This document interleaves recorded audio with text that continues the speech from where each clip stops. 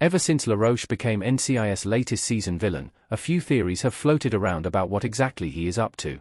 Seamus Devers Gabriel LaRoche was first introduced in the NCIS Season 22 premiere, but he only really started to appear more often in the latter part of the season, with a notable absence for most of the first half.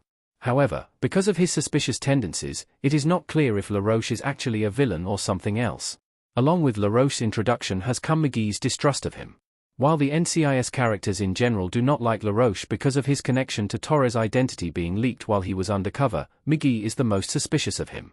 McGee's behavior towards LaRoche has fueled NCIS mistrust of the latter, but it has not solidified him as the official bad guy just yet, since there are still a few other explanations.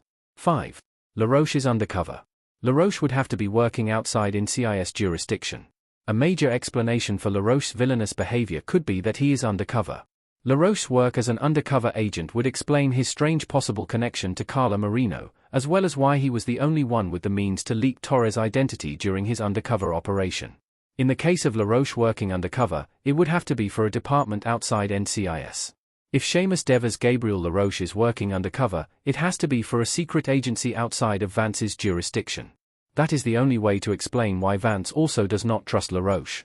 In NCIS Season 22, Episode 18, Vance provides McGee with LaRoche's file to find evidence of government corruption. However, that would only make sense if Vance was not aware of the undercover operation. 4. LaRoche is working with the Nexus Cartel. The Nexus Cartel could be connected to Carla Marino.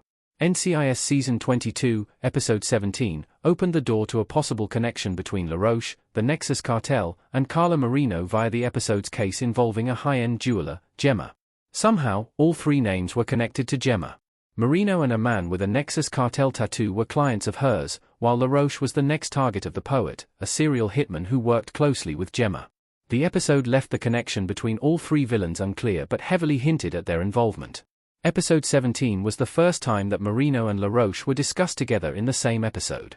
Given that it is also highly likely that LaRoche leaked Torres' identity, which benefited the Nexus Cartel, more signs point to LaRoche working closely with the cartel, maybe even as a member.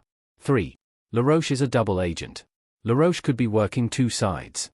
Before being appointed the new deputy director of NCIS, LaRoche was previously the Department of Justice inspector. His former role and his connections in the Department of Justice could be connected to his strange behavior in NCIS Season 22. However, it could go deeper. LaRoche could be working undercover for both the Nexus Cartel and the Department of Justice as a double agent meant to infiltrate NCIS. In his new role, he can now obtain government documents for the cartel's and agency's benefits. While it may seem like a bit of a stretch, LaRoche has ties to both groups, which gives this possibility some likelihood. LaRoche answers to someone higher. LaRoche is not working alone. While some of LaRoche's actions seem self-serving, others clearly have a larger purpose behind them. When LaRoche wrote the report that NCIS was too close-knit, which led to him being promoted over McGee, it could have been seen as an individual action.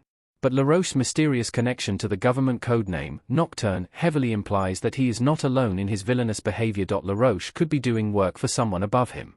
This could be someone in the Nexus Cartel, the Department of Justice, or even Marino. In any case, McGee's suspicions of LaRoche would prove to be correct. LaRoche is actively betraying NCIS to serve a larger goal. 1. LaRoche is being blackmailed into doing dirty work. A blackmail case aligns with the NCIS franchise's pattern. The only other possibility that points to LaRoche being a good guy is that he could have been blackmailed into doing the dirty work for someone else. This possibility aligns with the NCIS franchise's pattern this year.